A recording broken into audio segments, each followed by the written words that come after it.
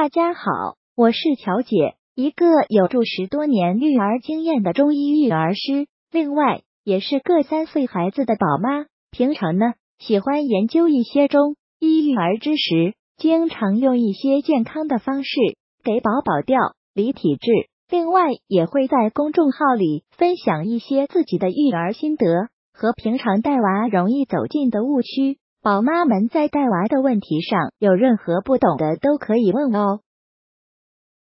现在冬去春来，又有一大波流感开始苏醒，10个宝宝有9个都是咳嗽的。最近在后台收到的留言有一大半都是关于宝宝咳嗽的。其实啊，宝宝们一感冒咳嗽，难受的是宝宝，但是最心疼的还是家长了。很多家长都说啊，宝宝只要一感冒就带住去医院排队挂号就诊，一来二去的宝宝的病症没有得到缓解，反而精气神越来越差了。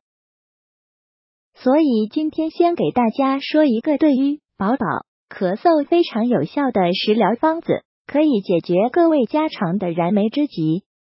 马蹄雪梨红枣汤制作方法：雪梨润肺清热、生津止渴的功效，对普通咳痰有一定的治疗效果。马蹄可治疗咳嗽、多痰、咽干喉痛、消化不良、大枣性温、胃干、聚益气补血、健脾和胃、祛风功效。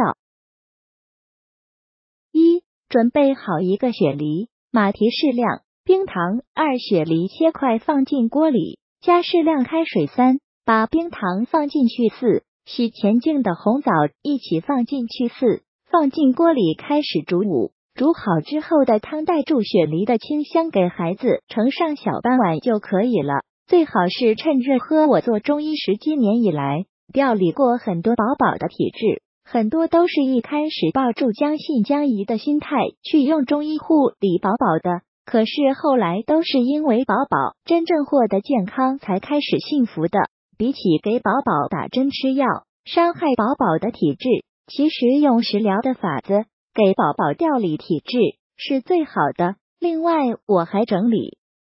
我还收集了很多高烧的推拿方法啊，积食、腹泻、便秘等等的食疗方法，身边的宝妈都在我这里拿方子给自家宝宝调理。我平常也会把宝妈们的带娃建议都收集起来，放在公众号里，大家都可以参考学习。不为别的，同为父母，深知带娃的不易，既然自己有这方面的经验，也就希望更多的宝妈都可以受益，希望所有的宝宝都可以健康快乐的成长。微信公众号